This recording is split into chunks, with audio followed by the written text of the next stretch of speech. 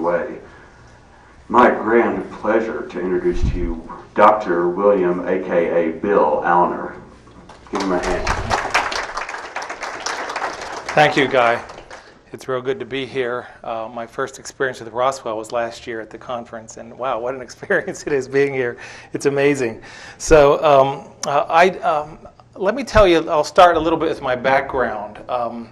It's true that I spent much of my life as a journalist, a daily newspaper reporter in the Philadelphia region, but I also have written for much of what we call the evangelical press, Christianity Today, Moody Monthly, publications like that. I was also the news editor for a number of years for a journal called the Christian Research Journal in Southern California that was associated with the late Dr. Walter Martin, one of the 20th century's premier apologists. Now, an apologist is someone who doesn't apologize, that's only part of the topic, but an apologist defends the Christian faith. And so religion has always been a big part of my upbringing. My dad is a Methodist minister, so we would always have in our house all these arguments all the time about why we believe and what we believe and why we do it and things of that nature. And so, but yet I felt that, that I wanted to be a newspaper reporter, and I specifically wanted to write books. And so I'll just tell you a little bit more about what I'm doing, but I spent a lot of time, as I said, in the Philadelphia region as a reporter, covering crime news. I did a lot of investigations and things of that nature, and then I started teaching journalism at Temple University in Philadelphia. I'd won a number of press awards and things of that nature, and just with my bachelor's degree, I was teaching journalism courses, basic news writing courses and things of that nature. I didn't get serious about academia really until about 1995, when I realized that, they were asking me to teach more and more courses, and I really like to teach a lot of courses. And so I went to my department and I said, what do I need to do to teach here full time? And they said, you can't, not unless you get your terminal degrees. And so finally I've done it. They put me through the master's degree program in journalism, and then the doctoral program, and then I gravitated down towards Texas A&M in Kingsville, where I direct the journalism program. So I enjoy teaching, but I guess my real passion is writing and research. I think investigative reporting is some of the most important kind of reporting that anyone can do. And during this conference, I've seen fine examples, I think, of some of our speakers doing good investigative reporting, including doing Freedom of Information Act requests and things of that nature.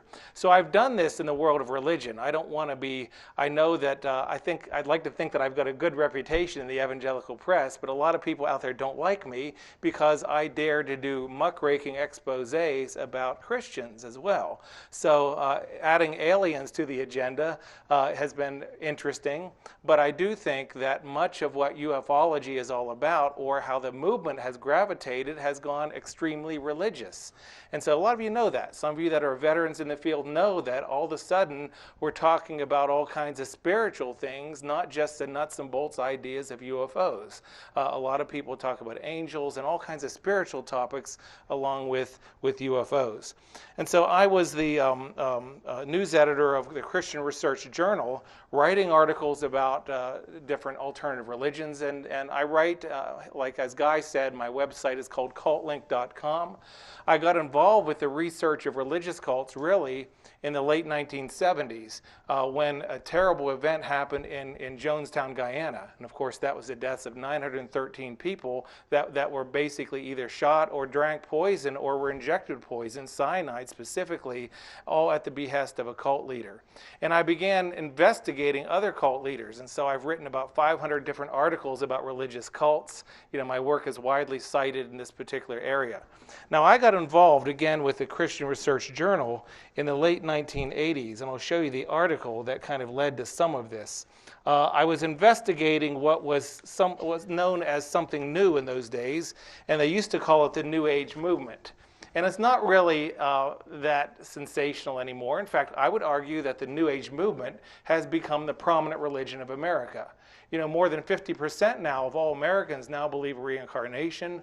A lot of Americans believe in astrology, Ouija boards, tarot cards, and I can go on and on and on. This has become part of contemporary spirituality.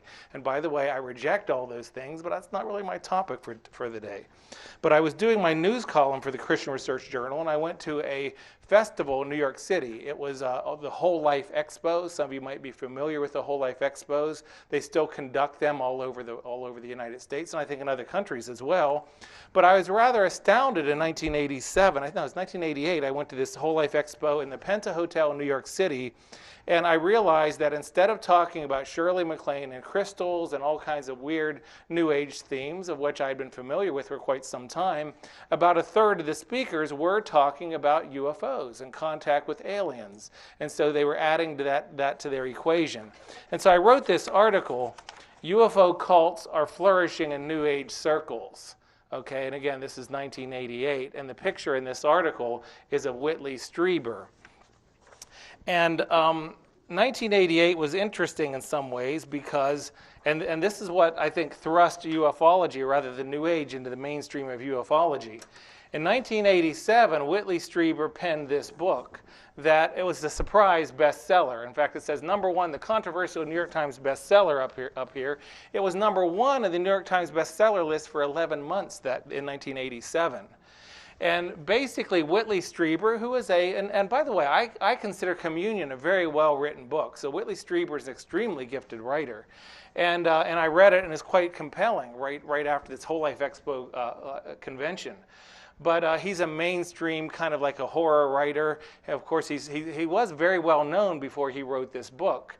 But this was considered a nonfiction book. A lot of his other books were fiction books. This is considered a nonfiction book because it's his personal story of how he had been a lifelong abductee by aliens. But the rub is, and this is where it became New Age to a certain degree, he didn't call them aliens in the book. And I'm sure some of you have seen Whitley at different conferences and might have read this book. What did he call them? He called them the visitors. And where did he say they came from? Another world? Not necessarily.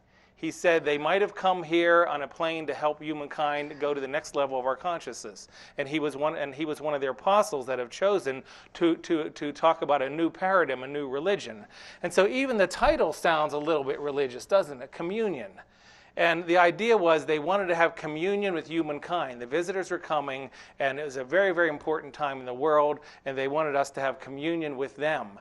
And so I think it's personally speaking, a very dangerous book, because he basically tells you how to invite these entities, and he repeatedly says he doesn't know who they are and where they're from, and they did all kinds of things to him. They did these operations that we've heard about during this conference, and a lot of you are familiar with that, and they terrorized him. He almost had a nervous breakdown and things of that nature. But yet he tells us in this book to trust them totally. And so the New Age movement did exactly that. Everyone wanted to talk about aliens and UFOs from that point on. And really, ufology, has become a major portion of the New Age movement. Now, in my first book on UFOs in the New Age, I don't have any back on my table right now, but this came out in 1992. I talk about how the history of ufology, how it all developed since the modern era of UFOs began in 1947 when Kenneth Arnold spotted these silver discs flying above him in his private plane near Mount Rainier, Washington. But I also talk about how ufology in many ways has become big business. And of course, you all know what's the major industry arguably here in Roswell. Well, it's flying saucers. That's the major industry here. At least visibly it is. Now, I know it's a big dairy area, but in some circles, there's a lot of money to be made from UFOs. But Guy isn't making any money off UFOs, and different people aren't, things of that nature. But there is a lot of money. People are just fascinated by it.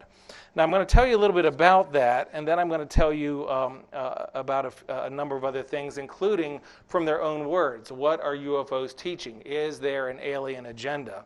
But the first thing I wanted to say, I think, is that, and it has a little bit to do with UFOs being big business. I wanted to put something on the overhead right now. In fact, I will. But this is a famous woodcut from my field.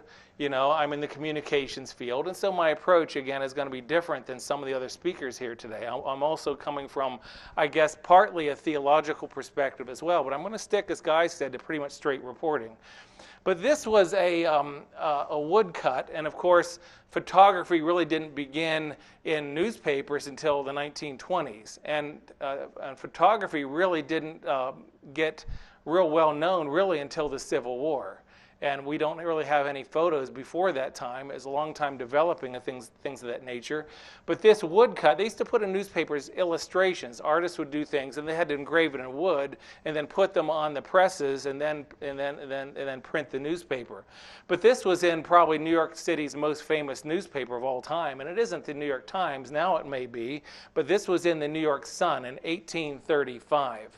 And this is known as the Great Moon Hoax. And this was front page in New York Sun. And basically what this is, and I know it's a little hard to see for some of you, but this is supposedly what an astronomer saw through a brand new telescope in Africa when he fixated the telescope on the moon. And again, it was a hoax all the way.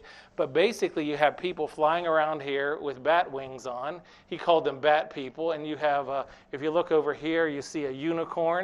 And you find all kinds of strange creatures walking around and pools up there and things of that nature. And then waterfalls. And basically, it was a sensational story, and it went on for days and days and days. And what happened? People flocked out from the New York City area and kept buying as many copies of New York Sun they could. They couldn't get enough of it. And so this is part of the lure of UFOs. And part of what I do, particularly in my field, mass media communications, is to study the effects of the media on society. By the way, my dissertation was on the role of plagiarism in religious formation and in the contemporary religious media. So that's another story in and of itself. So a lot of speakers here, and again, my approach is different in some ways because I do a lot of things. You know, my first book was on Bible prophecy, Soothsayers, the Second Advent. And then I wrote about UFOs in the New Age in my second book.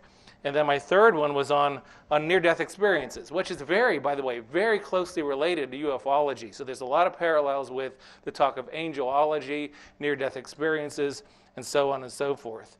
And then my latest book, which I have on my table, and I think it's in the front here, is UFO Cults in the New Millennium. And this really came out of my knowledge of cults and the fact that my first book on UFOs, I mentioned a little group known as a Bow and Peep UFO cult. You know, I devoted about 5 or 6 pages to it because they were kind of a footnote in the 60s and 70s. But that group later gravitated into becoming the infamous Heaven's Gate group. And so when they committed suicide in San Diego, 39 people killed themselves because they claimed that there's a flying saucer coming behind Hale-Bopp Comet, and they had to shed their containers, and they would wake up aboard a UFO. I wrote about that, but when I wrote about like the theological beliefs of the Heaven's Gate group, I was talked into doing a quickie book on other dangerous UFO cults. And this book, my latest one, talks about a number of UFO cults, and some of which have committed murder, and some of which are very, very dangerous. In fact, I consider all of them very dangerous. And I would not be surprised if there aren't more things like a Heaven's Gate disaster that happens sometime in the future. So that's a little bit where I'm coming from. But again, I think that ufology has become a major part of our culture, a major part of our society. But as a Christian, I was quite challenged by it. By the way, my 2 books in UFOs were published by Baker Bookhouse, which is one of the mainstream evangelical publishing houses. So I really, I pride myself in doing good research. My approach is different also from other speakers in this conference to a certain degree, is that I don't speculate very much. I'll just give you the facts. I think all the speculation I'm hearing during this conference is great. It's not fun hearing about that, but I'm not going to write about that kind of stuff. It's just too far out, and I'm not criticizing it either. But I'm saying that my approach is that of a journalist. I traveled in the commission of this first book on UFOs more than 20,000 miles. I hung out with all the contactees, all the UFO writers. I went to UFO conventions all over the United States, and that's the way I do work. I don't think that journalism, the state of journalism, is that good in the United States today, although it's better here than in most other countries, and that's one of the reasons I teach journalism. In fact, I direct the journalism program at Texas A&M in Kingsville, which is just south of Corpus Christi. It's too hot there, but I teach it there, and one of the reasons I feel challenged to teach journalism is that I feel that there's too much bias, that's gotten into the media today, and so I teach my students to pick someone they don't like and go interview them. I want to try to do what I can to make journalism better, and so that's kind of how I got involved in academia, and I'm enjoying South Texas, but I've lived in the Philadelphia region most of my life. But when we talk about the Great Moon Hoax, there's a lot of things that are interesting about it. I'll just read you a quote from a news. It was a newspaper. It's a well-known magazine. I've got to dig it out here, but it's called. The Smithsonian Magazine, that's a mainstream magazine, and they devoted a little bit of space one time to the Great Moon Hoax. And again, this is the most infamous hoax in journalism history. And the writer John Wiley says this: "Many people, I suspect, want the aliens to arrive for the sheer excitement and for the disruption of the routine of daily life. We have a history of yearning for alien life. The popular response today to movies about lovable or at least benign aliens seems a little different from the excitement of newspaper readers in 1835 over a phony report that Sir John W.F. Herschel had discovered bat-like people living on the moon. The hoax could not have lasted as long as it did unless people wanted to believe it." And I think that's a key, I think, of the UFO movement. People want to believe in this stuff, and I think we're intrigued by science fiction. And I'm very guilty of that myself, and I'm not saying there's anything bad with it. By the way, Guy said we all didn't have to come last night, the speakers here, so I went out to see Spider-Man. I thought it was great, But I like science fiction. I'm a Star Trek fan. I've never gone to a convention yet and put on Vulcan ears or anything of that nature, but I like this stuff. I think it's fascinating, and there's all kinds of things that we can speculate about outer space and things of that nature. But I think that there's something fascinating about UFOs and fascinating about outer space and fascinating about the whole realm of speculating on certain things. And this is one of the lures, and I might add this, one of the dangers, I think, of studying UFOs too much. And that's why I tend to be in the UFO movement, but yet I do a lot of other things on the side. I was a pastor of a Calvary chapel in the eastern Pennsylvania area from 1996 to 2000. Again, I was a newspaper reporter, and I do all kinds of other things deliberately, because I think if you immerse yourself in this stuff all the time, it leads to a breakdown in your reasoning facilities. And again, I'm not saying this to disparage the UFO movement. I think it's fascinating, and I think what Guy is doing here is great. These conventions are really great. But sometimes people get way out of balance because this is their obsession. And that's part of, I think, the demonic element to, I think, the UFO movement in general. And again, I don't use that word lightly, and I'll tell you what I mean later, because I think that much of what the UFO movement is about spirituality. But the Bible also warns us in 1 Timothy 1:4, it talks about people that just get in, obsessed with following like rabbit trails, we would call them, or the Bible would say endless genealogies. And I think that some ufology can kind of lead into that kind of thinking. And also the book of Jeremiah talks about how the Israeli society at that point was obsessed with all kinds of conspiracies.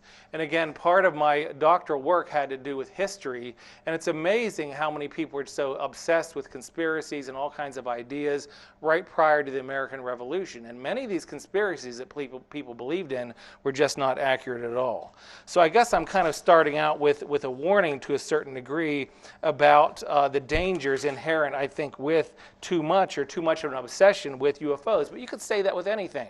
Another community that I really associate a lot with is the evangelical anti-cult movement. I speak at most of their conferences. I was the executive director in the mid-1990s of Evangelical Ministries to New Religions, and it's just a bunch of cult busters getting together. And I see the same kind of dangers in that field as well. Some people, they know everything about every false religious system. Mormonism, Jehovah's Witnesses, Scientology, but they're not balanced with other parts of their lives. But to get back to what I was saying about the lure of UFOs is that a lot of it is driven by Hollywood, and we all know that. I definitely like science fiction, and anytime a science fiction movie comes out, I'm going to see it. But that's kind of the way I am anyway, since I do watch Society. And as I pointed out the other day, Spider-Man 2 opened up to the highest one-day gross of any opening in any movie history.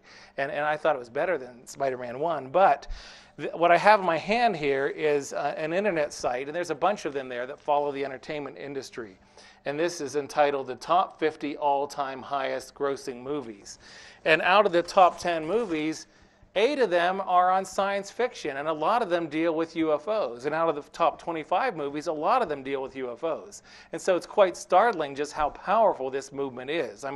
It's worked out for me to a certain degree, because when my first book, UFOs and New Age, came out, it quickly went into a second printing, because about the same time, the X-Files came out on TV and sightings. And so there was a spike, really, in the mid-90s, early 90s over UFOs that's continued to this day.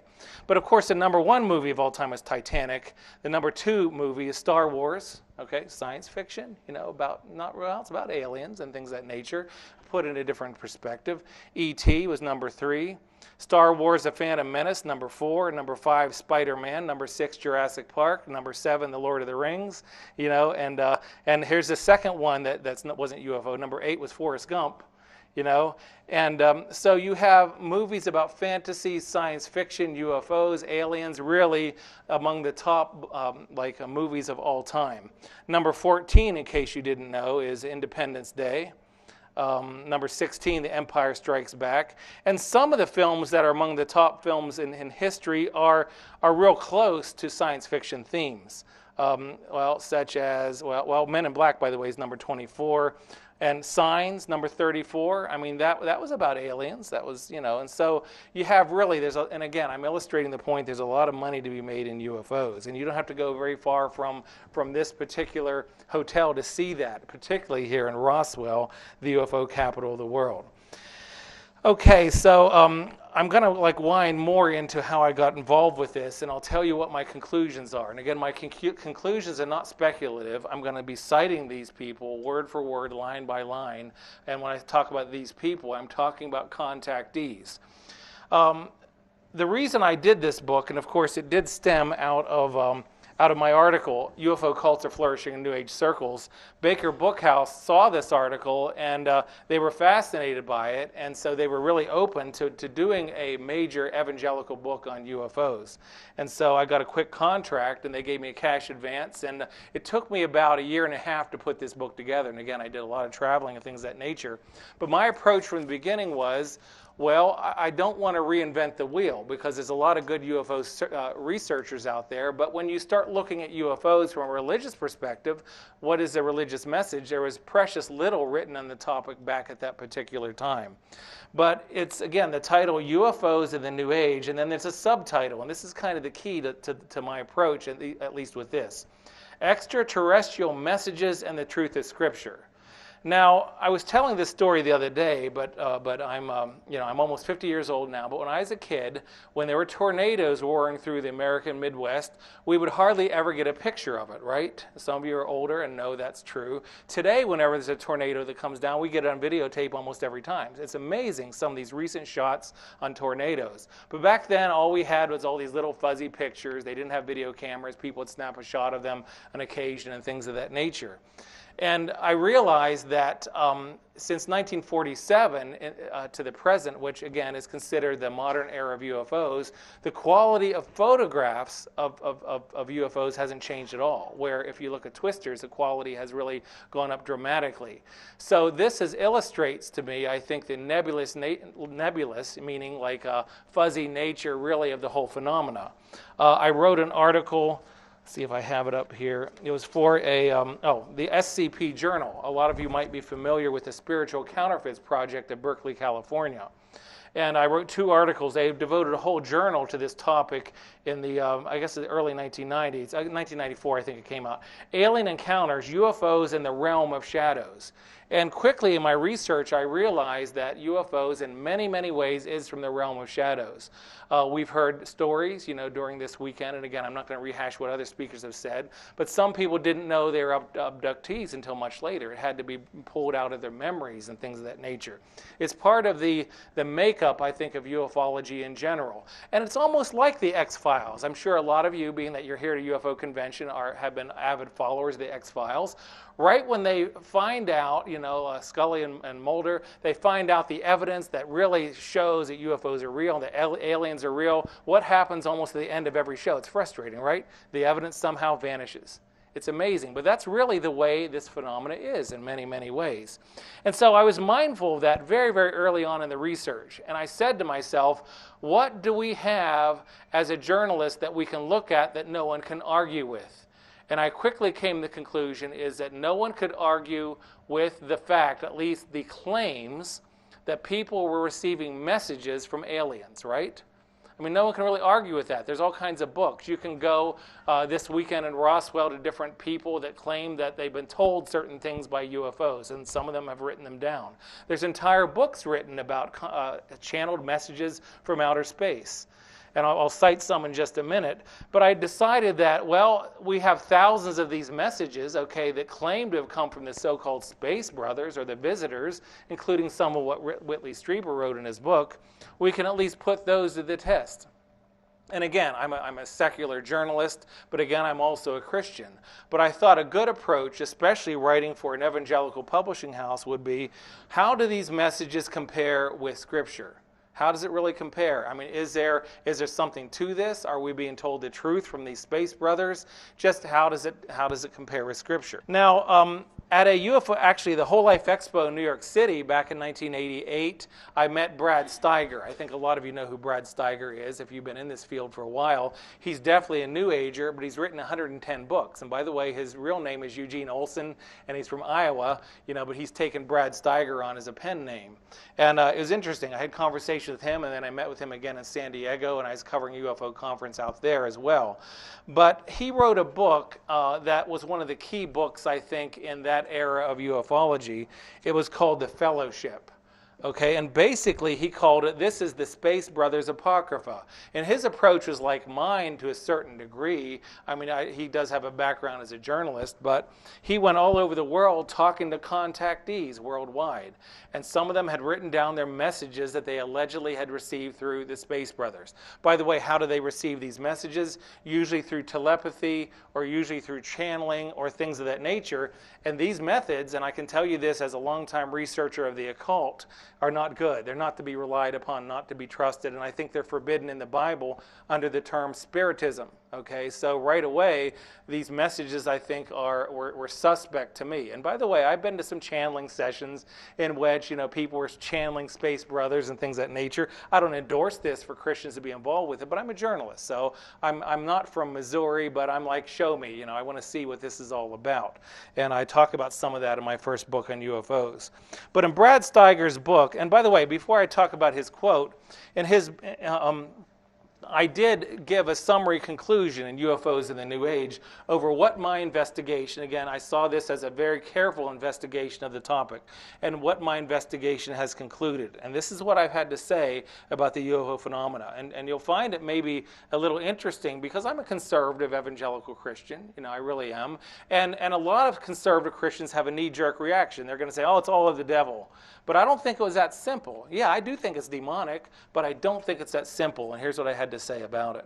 The answer I will give you in these pages is that UFOs are real, that thousands of people around the world are receiving messages from them, and that these messages are forming the backbone of a new, powerful, New Age religion of universalism. You know what that is? Universalism is all paths lead to God, which, by the way, is opposite from Christianity, which Christianity claims that Christianity is the only way. Jesus said, I'm the way, the truth, and the life, and no one comes to the Father except through me. So universalism is what being taught is being taught through these messages.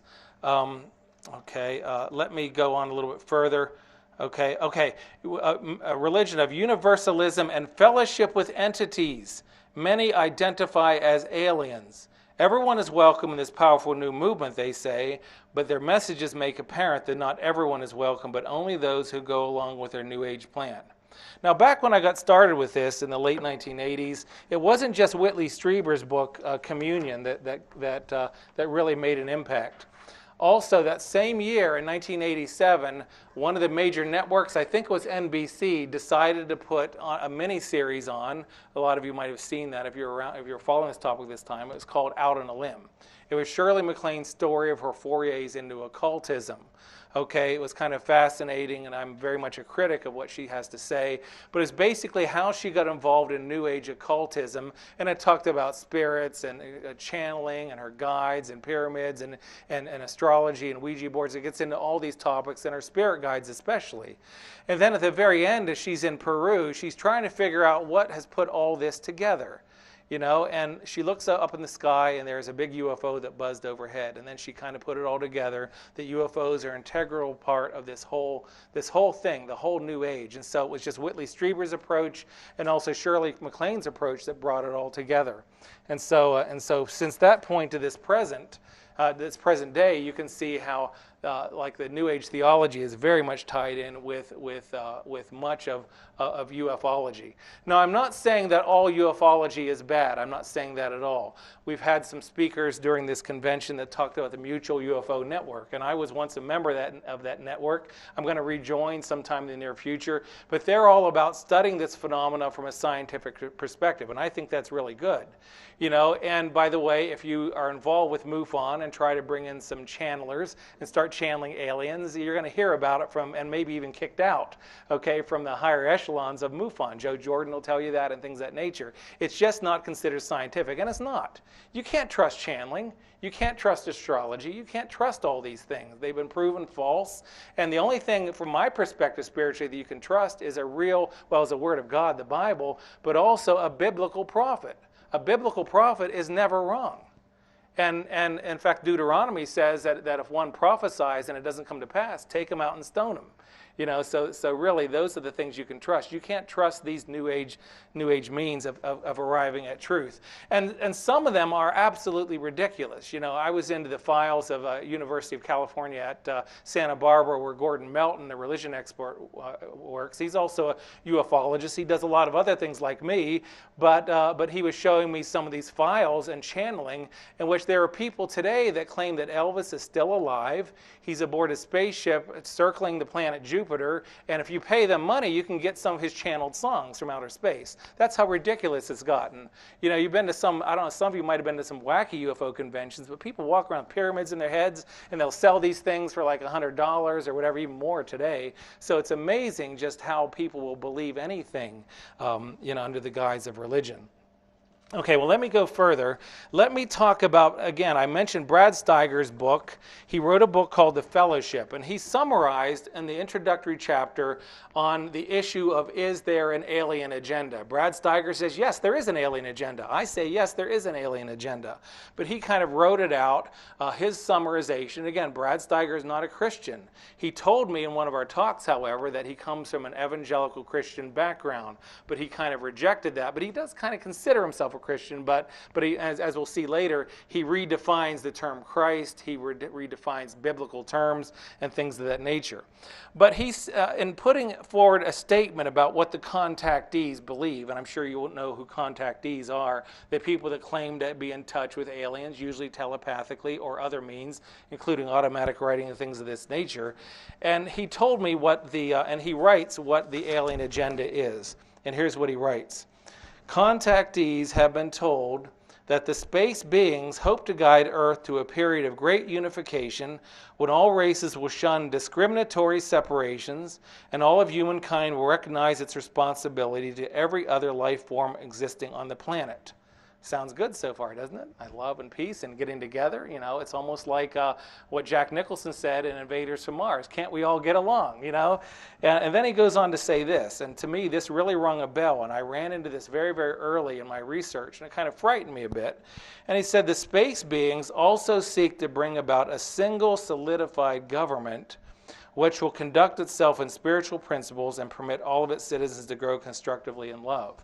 And I began seeing from that point to the present that if you talk about alien messages, they do talk about a new world order, a one world government, leaping up to the next level, okay, the age of Aquarius, and pulling all of the world together under one kind of leadership. Now, why did this startle me a bit? Well, as an evangelical Christian, I mean, my first book, Soothsayers of the Second Advent, came out in 1989, had a foreword from the Los Angeles Times, the religion writer there, is that this rang a bell because of the fact of the book of Revelation, right? A lot of you might study, and Mike talked about this a little earlier, eschatology, the study of things to come. The Bible definitely teaches, okay, that there's going to be a time in the future called the tribulation time period, it's referred to, in which the world will be under a one world government. Okay, that will ultimately fall under the hands of a very, very evil man that Christians call the Antichrist. The Bible calls him the beast. Okay, and to me it was interesting that, and by the way, when you study Bible prophecy, you will find that the Bible talks about this many, many places, all the way back to the Old Testament and all through the New Testament. It's just not in the book of Revelation. And I'll be quoting a few scriptures a little bit later. But one thing is common about this new era. I mean, the Bible predicts about the dispersion of the Jews throughout the world. Okay, but it says at the end of time, okay, right before the time period of the tribulation, the Jews will suddenly return to their homeland. Now, did that happen, folks? Yeah. 1948, Israel became a nation again. So this kind of startled me. And in fact, it talked about how Israel in the latter times will be like a trembling stone, that every nation that comes up against it will find itself out in the cold. But it talks about a time period when all the nations of the world will be against Israel. Is that happening today? I think so. The United States still has support for Israel, but not many other places still do. And I might say this, I think our support for Israel has wavered quite a bit in the past 10 years or so. And so I think that this will continue. So I saw this. I began to look at UFO contactee literature in light of Bible prophecy, and I found it very, very interesting. Now, there's Guy mentioned a little bit earlier, and again, a lot of my work has been on UFO cults. We talked about the Raelian movement a little while ago. That's the famous group that is trying to clone human beings. And by the way, I think that's a big hoax. There's a lot of hoaxes going on in UFO circles, and especially UFO cults. But in studying the literature of the Raelian movement, and I talked to these people in New York City and things of that nature, and I'll read you a few quotes from what they have to say. Well, I don't have it right here, but they talk about, let me see real quickly, I think I do have this here, but they talked about how the number 666 doesn't represent an Antichrist leader, as the Bible says it does, and the Raelians talk about how they need to get 144,000 people together. Where does this come from? The 144,000, and again, I'm not going to go too far into Bible prophecy right now. That's one of the themes of next year's conferences here. But 144,000 are a number of Jews that will surface during the tribulation time period that will begin preaching the gospel of Christ. And I find that so many UFO groups feel that they're part of the 144,000. Also, Brad Steiger, who I just quoted, talks about the 144,000. Okay, he says this, and this is from one of his books. I have it in my footnotes. I'm not sure which one of his books it is. But he says, in this forthcoming spiritual cycle on earth, man is to experience the second coming. Okay, mankind should do everything in its power to move into the new age.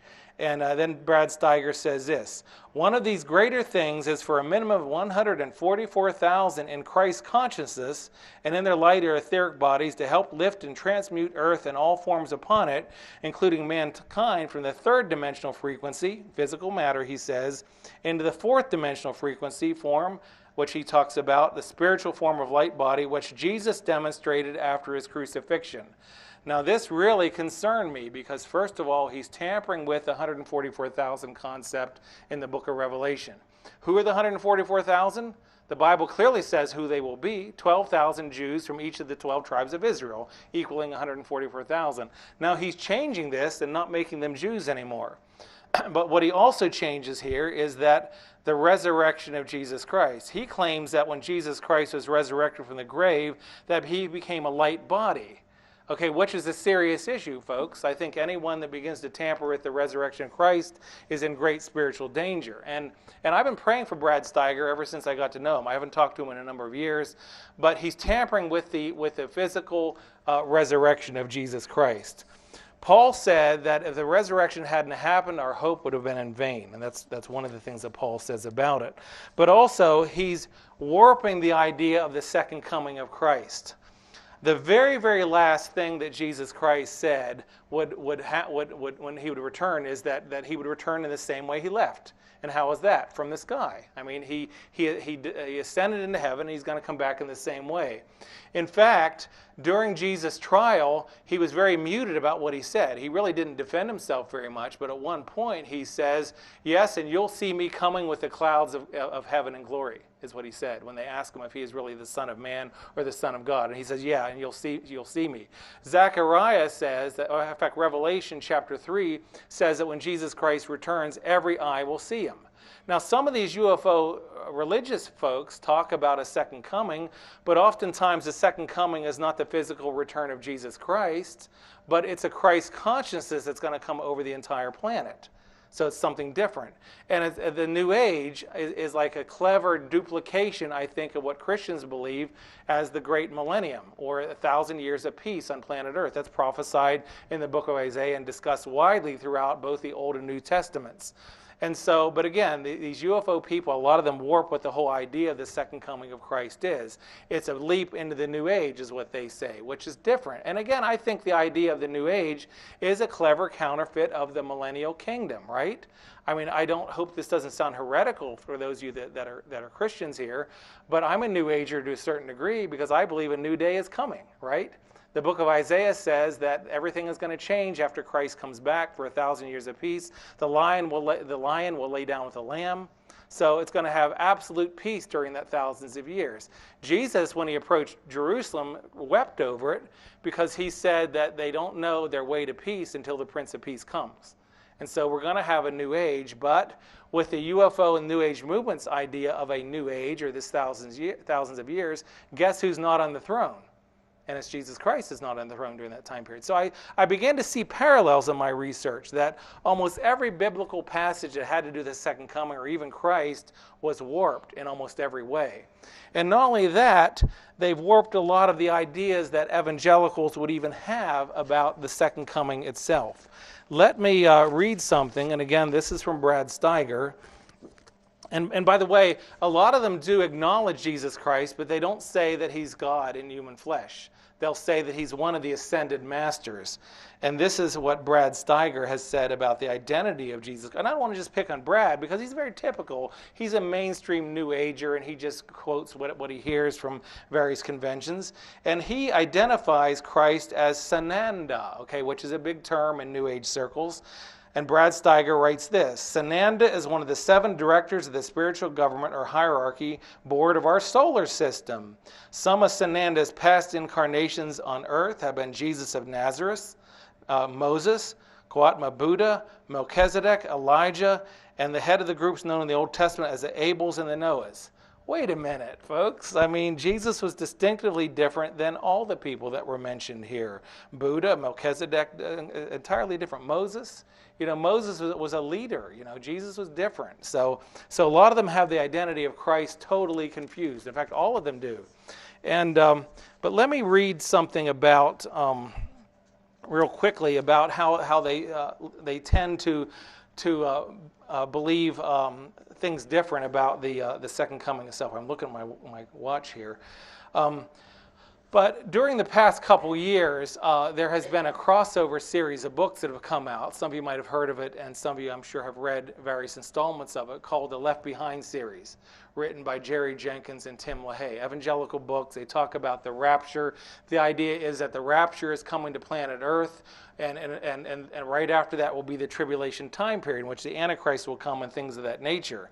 And this is kind of like, I would say that most evangelicals would believe in the concept of the rapture, but it's not that simple. There's a lot of traditions within Christianity that really don't see it that way, but yet it is very, very popular. And by the way, in the Christian realm, some of the best sellers really during the past 50 years have been books about Bible prophecy. So it's a real fascinating kind of topic to look into. But I wanted to tell you, as I start reading quotes about the rapture and what New Age people and UFO people call the cleansing, is that what Heaven's Gate did in committing suicide the way they did it was not really out of the mainstream of some UFO cults. If you follow ufology, as I have done, particularly the spiritual elements of it, there are generally 2 large schools of camp. There is like 2 large camps, of thinking about the end times or a future judgment. Most UFO cults and people that are involved, even in the New Age movement, believe there's going to be cataclysmic changes coming on planet Earth in the very, very near future. Okay, and there's 2 agendas that they follow. One will be the UFO evacuation theory. Okay, UFOs are going to come and take us away, and that's what Heaven's Gate thought they were doing. There's the other school, and I'm not quite sure which is bigger. I think they're about the same in size. Maybe some of you would have some definite ideas on this. I can't quite decide. But the other one is that the UFOs are going to come and help us build a new world. And so you have UFO cults all over the world building landing pads. I'm serious. I'm absolutely serious about this, building landing pads, waiting for the UFOs to come to help us build a new age or a new world and things of that nature. So what Heaven's Gate did is that, again, they were known as a bow and peep UFO cult in the 1960s. They kind of went underground for a long time, and then they reemerged as Heaven's Gate under Marshall Applewhite and Betty Truesdale were their two leaders, and she died some time ago. And then at the end, it was Marshall Applewhite who took over the group. But what they had believed is that the aliens were going to come and take them away, okay? And then when tragedy came over planet Earth, a nuclear war or a pole shift and all kinds of destruction, then the UFOs would bring them back and they would help rebuild planet Earth. And so this is a very, very typical scenario that's being played out by a number of UFO cults in the world today. It's rather startling.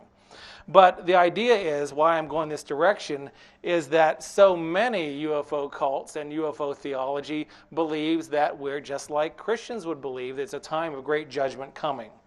And this is Brad Steiger again. I'm going to be quoting other people as well. I've quoted him all the time, but I'm going to be quoting others in just a few minutes.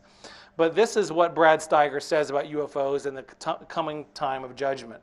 Although these paraphysical, multidimensional gods, okay, he claims they're UFOs, and he's using the term gods, little g, although they have always coexisted with us, in the last 30 years, they have been accelerating their interaction with us in preparation for a fast-approaching time of transition and transformation. This period, we have been told, will be a difficult one, and for generations, our prophets and revelators have been referring to it as the Great Cleansing, Judgment Day, Armageddon. But we have been promised that after a season of cataclysmic changes on the earth plane, a new age consciousness will suffuse the planet. It is to this end that gods have been utilized in the UFO as a transformative symbol. Okay, interesting. Now, another one I'm going to be reading is Alicia Francesca is another one, and she says this. She says, prepare yourself, and this is directly a channeled message she claims she got from her entities. And she claims they're aliens. Prepare yourself, she said, for the day now closely approaches, and those who are not so prepared must vanish from the face of this your earth. Those who align themselves to the things of the old must surely be destroyed with that age of decay and darkness. So a lot of people that are involved in New Age circles and UFO circles think there might be a great disappearance anyway. That's exactly what Christians believe, except they have it opposite, that the evil people are going to be the ones that disappear. Isn't that startling? And this is mainstream UFO religion, believes in these ideas, a UFO evacuation or things of that nature, or the UFOs coming to help save us from ourselves, pretty much. And to me, that's very, very dangerous. But one of the most dangerous things about it, from my opinion, is that what does New Age religion or UFO religion, what do they think of Jesus Christ? Interesting subject. And I kind of alluded to this, and I'll quote this early article I did, really, in 1988, UFO Cults Are Flourishing in New Age Circles. I was talking about the Whitley Strieber phenomenon there, and I ran into the topic of abductees and contactees and things of that nature. And Whitley Strieber claims to have been an abductee and even a contactee at this point. He's very, very active in UFO circles. But I ran into a man by the name of Stuart Goldman that followed Whitley Strieber around for a couple years and read all of his books. And he wrote a manuscript about Whitley Strieber's experience. And he says this, in looking at the backgrounds of UFO abductees, it quickly becomes clear that almost to a man, they have some background in New Age or occultic beliefs. Interesting. Studies show that there are very few practicing Christians or Jews among UFO contactees. What could this mean? Are the aliens racist? Or does this rather indicate something about the belief systems of the abductees themselves? I think the answer my research has shown has been the second conclusion, that the movers and shakers, I think, in the UFO religious aspect always dabbled with the occult first, something that the Bible specifically condemned. You know, they, as one of the speakers said during this conference, if you want to see a UFO, they'll make sure you see a UFO, you know. A lot of them are involved in astrology, Ouija boards, tarot cards, and on and on and on. And then the next logical step with UFOs. And we saw this with Shirley MacLaine as well. Eventually it led to UFOs. And so a lot of people get involved with new spirituality, as we now call it, and it'll lead into UFOs and channeling and things of that nature. And by the way, channeling of spirits is specifically condemned in the Bible, I would say about 40 times. Really, it's specifically condemned many, many times, over and over and over again. But getting back to what I was talking about, I don't know of a single evangelical Christian, okay? We're talking about, a lot of people claim to be Christians, but I'm talking about those that really stand on the Bible, God's Word, okay, that have become contactees. And furthermore, I've talked to a number of people, and Joe Jordan has done some research on this, is that many times when people have been abducted, when they call out the name of Jesus Christ, the abduction stops right away. It's rather startling, isn't it? So let me get into an ancient book, the Bible, and let me tell you about a few other things that I saw that really made me take this phenomenon very, very seriously. My style is not to be an evangelical preacher. I was the pastor of a church for 4 years. I mean, I enjoyed preaching. I really feel that my true call was back with writing and things of that nature. I never did give up writing while I was a pastor, but the bigger my church got, the less I began to realize I'd probably never write another book again. I didn't want to do that. But I planted a church, and it's still in existence today. It's part of the Calvary Chapel movement, Calvary Chapel of the Lehigh Valley. But I don't know how many of you are familiar with the biblical text, but the longest discourse really in the Gospels in which Jesus Christ talks about the signs leading to his coming or the end is called the Olivet Discourse. It's found in Matthew 24, Luke chapter 21, Mark chapter 14. But the longest one of these three, and again, they don't contradict each other at all. It's just one might have details in the other doesn't, things of that nature. But it's Matthew 24. The disciples asked Jesus, I mean, they're looking at the temple in Jerusalem, which was really one of the wonders of the ancient world, but they were asking Jesus, just look at these buildings and things of that nature. And Jesus said to them, do you not see all these things? And this is Matthew 24, verse 2, and they're talking about the buildings, okay, of Jerusalem. Do you not see all these things? Assuredly, I say to you, not one stone shall be left upon another that shall not be thrown down. And that happened about 30 years or 40 years after Christ's death on the cross, when Titus Vespasian marched his troops into Jerusalem and literally ripped down the temple. And the stones were massive. I mean, it's incredible how that temple was put together. And then it says, and a lot of people lump these together, but I don't think the text warrants that. In verse 3, it says, now as he sat on the Mount of Olives. This implies that they shifted scenes a little bit. The Mount of Olives, and I've been over to Israel, it's right over Jerusalem, and you can look down at the city when you're up there. The disciples came to him privately, saying, tell us, when will these things be, and what will be the sign of your coming and of the end of the age? And it's interesting where Jesus starts. He starts dealing with the end of the age right away. And what is the first thing he says is in verse 4, and Jesus answered and said to them, take heed that no one deceives you. Sign number one, the most prominent sign of the end times, is religious deception coming upon planet Earth. Specifically, he says, for many will come in my name, verse 5, saying, I am the Christ, and will deceive many. Okay, so religious deception is number one during this time period of the end of the age. And then he talks about, and you will hear of wars and rumors of wars. Wait a minute, 20th century, right? World War I, World War II, all kinds. I mean, the first Gulf War, there was like 39 nations that were allied against Iraq. So nation rising against nation. It talks about earthquakes and famines. And then he says, these are the beginning of sorrows. And then he says, verse 11, okay, this is 6 verses later, he repeats his first warning. And many false prophets will rise up and deceive many. I guess where I'm headed with this talk is the fact that I believe that UFO theology is a great delusion, an incredibly big delusion, because spiritually it heads away from the Judeo-Christian worldview and asserts what I think is an absolute heresy, and that is that there are many ways of God, and Jesus isn't the only way. Okay, and then he goes on talking about persecution coming, and then he repeats it again in verse 23. Then if anyone says to you, look, here is the Christ, or there, do not believe it. For false Christs and false prophets will rise and show great signs and wonders to deceive, if possible, even the elect. Now, last week, Reverend Moon of the Unification Church declared himself the Messiah. He always did, but he held an official coronation ceremony for himself, calling himself the Messiah, which the Messiah means the Christ. Now, Marshall Applewhite of Heaven's Gate, who did he claim to be, folks? He claimed to be Christ.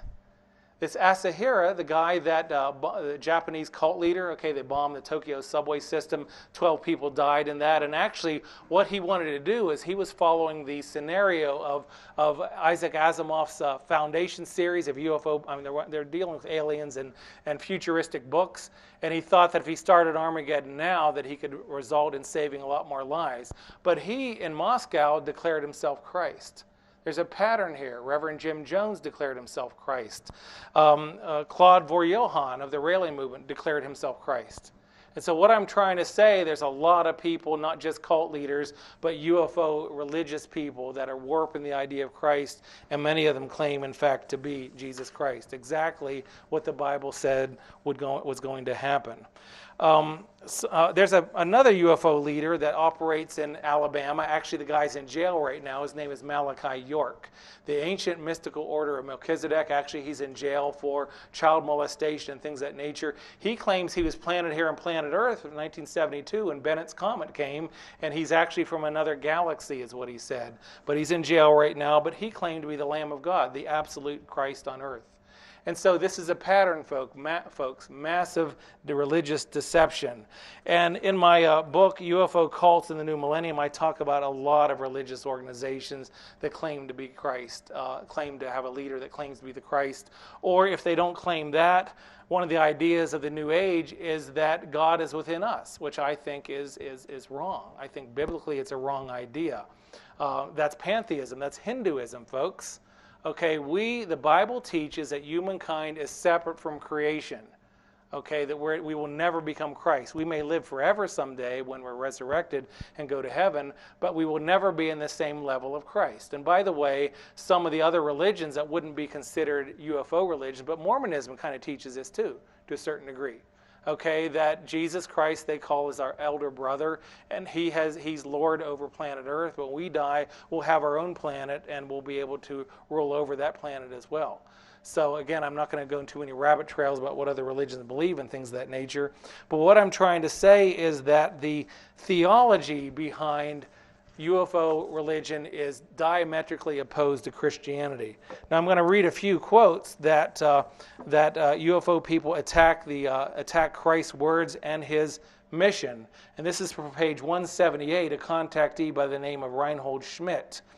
And he said that that through his contacts that he's been told that people should accept universal laws and truths, and that we should get together for a new age in preparation for the coming of the Master. And who was the Master? Well, it wasn't Jesus, Schmidt said. Okay, in fact, it was Sananda. As I wrote in my book here, almost every channeled message from outer space goes out of their way to attack the person, nature, and work of the historical Jesus Christ. Okay, they especially attack Christ's death on the cross 2,000 years ago to save people from their sins. And this counterfeit Jesus that some of them claim to be channeling always attacks Christianity and always claims that the Bible is not reliable. Okay. Now, Winfield Brownell, a channeling session from Jesus, who was in outer space somewhere in November 29, 1978, said that the early church simply taught ethics, a golden rule, but the church later warped his true teaching and claims that that Jesus is going to be getting a new outpouring of his Holy Spirit that will bring in the new age. And then this false Jesus said through channeling that the Bible was wrong in many places and that he didn't die on the cross. Okay, instead, his mission was to show humankind the truth of reincarnation. Now, a lot of New Agers, and I've seen this in UFO literature all the time, always affirm the doctrine of reincarnation. They always say that reincarnation was once in the Bible, but the church warped it and took it out of the Bible. Folks, that is an absolute lie. They even claim various councils, the Council of Constantinople, or just several of the councils in which they claim that happened. Folks, we have the record from all those councils. It never happened. There's no rewriting of the Bible. But yet this is believed really by New Age people, UFO people. No rewriting of the Bible. Hebrews 9:27 says that it's appointed unto man to die once and then the judgment. And there's a lot of other passages in both the Old and New Testaments that talk about that as well. In Daniel chapter 12, it talks about how when people die, some will be resurrected to everlasting life and others to judgment. So this is very much a theme of both the Old and New Testament. No rewriting of the Bible ever took place, and this is even laughable from theological circles. I mean, I went to Dallas Seminary for a couple years, but this is even it's kind of funny that people would make such an absurd claim. But they make claims like this all the time because their theology cannot be propped up or supported by the Bible. So they pretend that it is, and it really isn't in any way, shape, or form. Okay, the last thing, I could say a lot more. I think I'm almost out of time. How many more minutes do I have? About 5, I think. I can take some questions afterwards. Is that right? I go till about noon, I think? Okay. All right, thanks. All right, let me tell you about...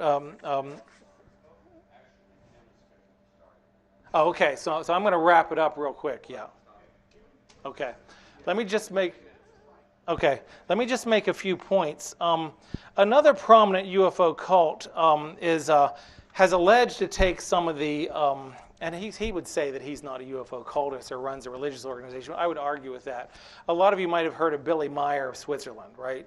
He's released a lot of UFO photos that look clear, but I think it's obvious that they're fake photos and things of that nature. I'm not going to talk about the evidence there, but he claims that years ago, he claims that he had been in touch with aliens from the Palladian star system, the Seven Sisters and things of that nature. That's kind of what astronomers call it, and things of that nature. And they would pick him up in the UFO, and he called them beam ships and things of that nature, and they would take him different places and show him certain things and teach him certain things.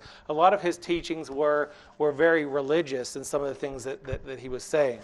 Now, he claims that one day an alien summoned him telepathically and told him to be out in a field in Switzerland, and he had something very important to show Billy Meyer. So this spacecraft took him back into time. And right here it is. It's an article. I wrote about this in my 2 articles in the Spiritual Counterfeits Journal. But they took him back into time, okay? And where did they take him? Well, to the 1st century, and these aliens said they wanted him to meet Jesus to find out the true truth of Jesus Christ and who Jesus was. And so his guide was on the spaceship with him, allegedly. His guide's name was Asketh. And he claims that, first of all, Jesus, that really is never his name. And of course, it wasn't in the Hebrew. I mean, it was Yeshua, but it's been kind of changed, not really changed, but like anglicized into Jesus. But allegedly, this entity who claimed to be Jesus said that his real name was Emmanuel. And he gave him like 5 points, okay, that he should take back to the modern era in the 20th century and proclaim these 5 points to the world. Number 1 was that Judas Iscariot was not a traitor. He was actually his scribe, who he chose to write down the truth about his teachings.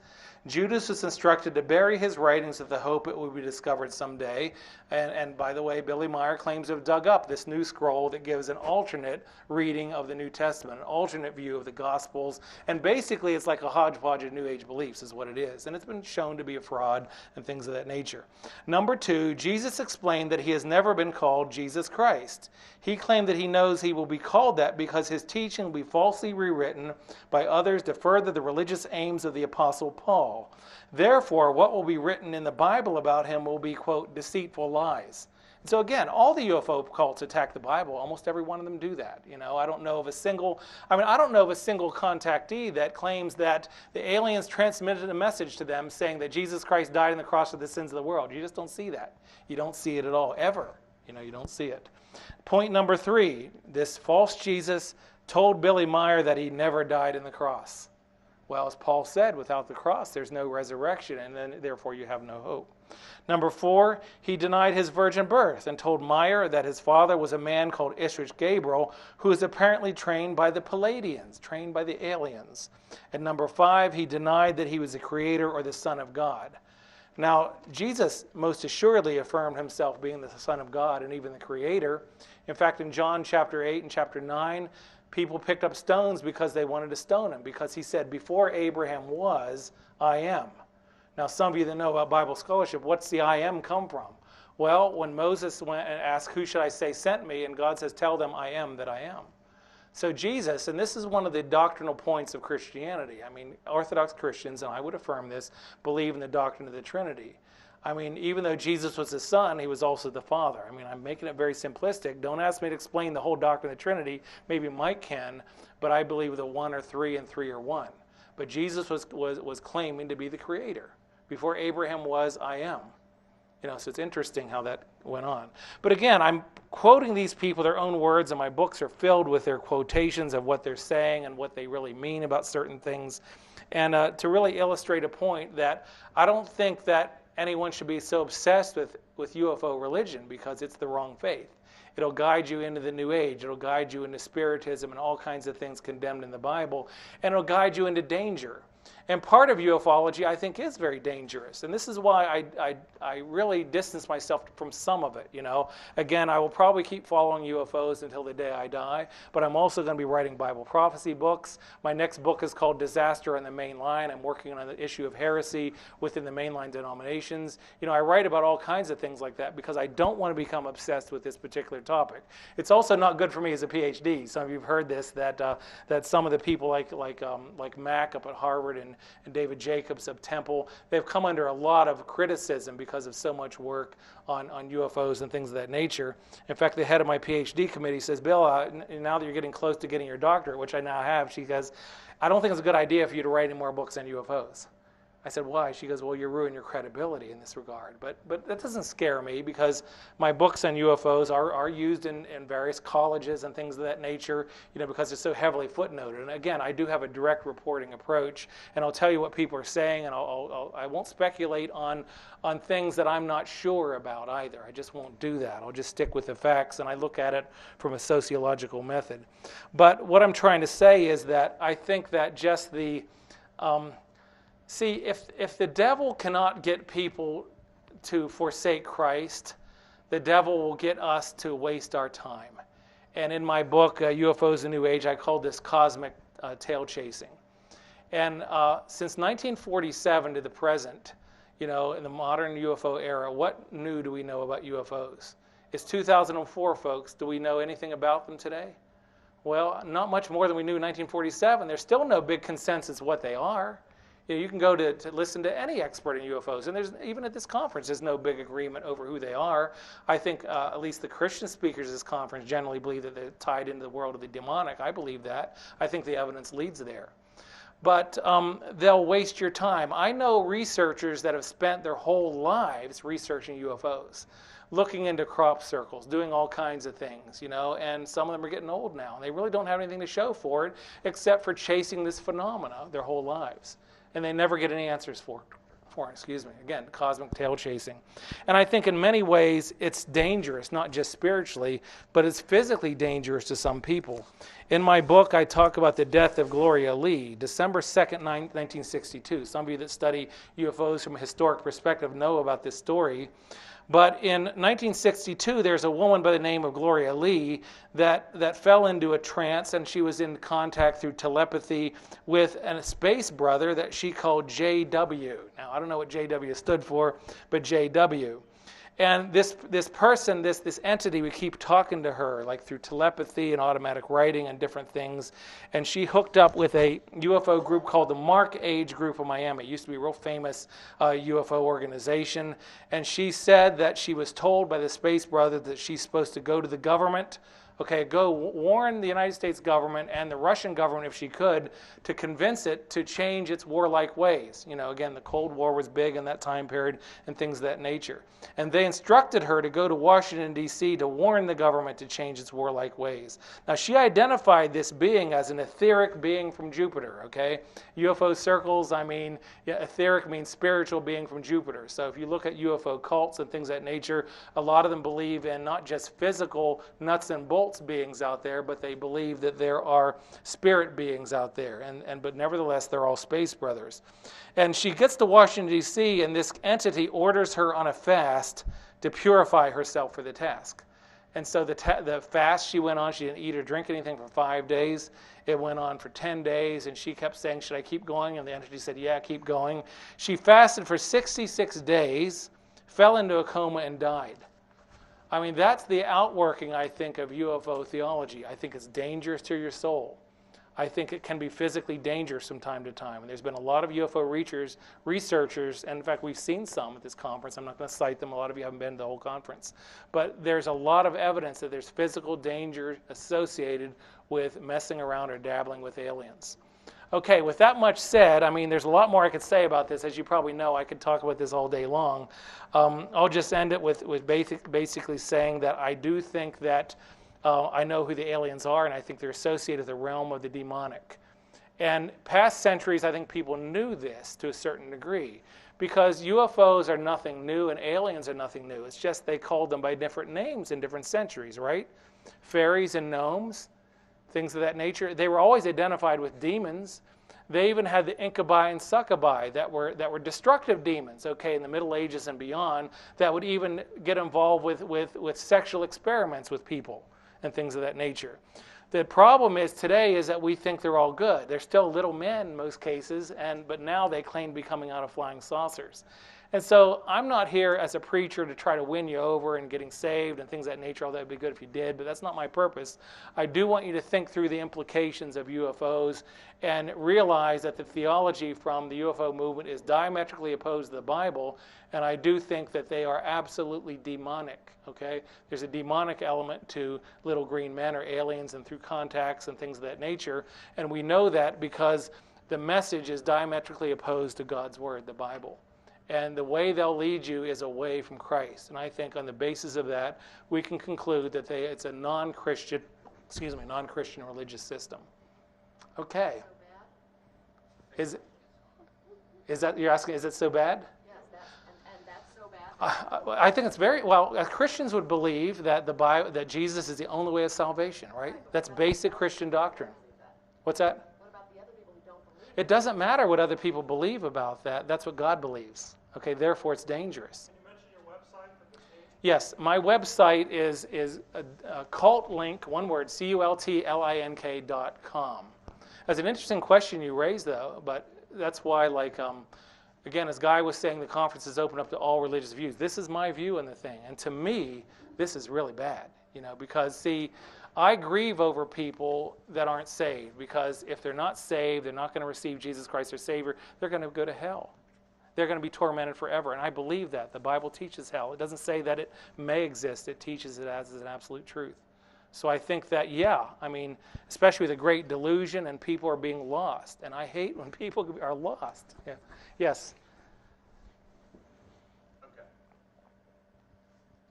A lot of Bible prophecy was given to people who received it in things that might be considered, if you didn't cloak it in Christianity, as being channeled.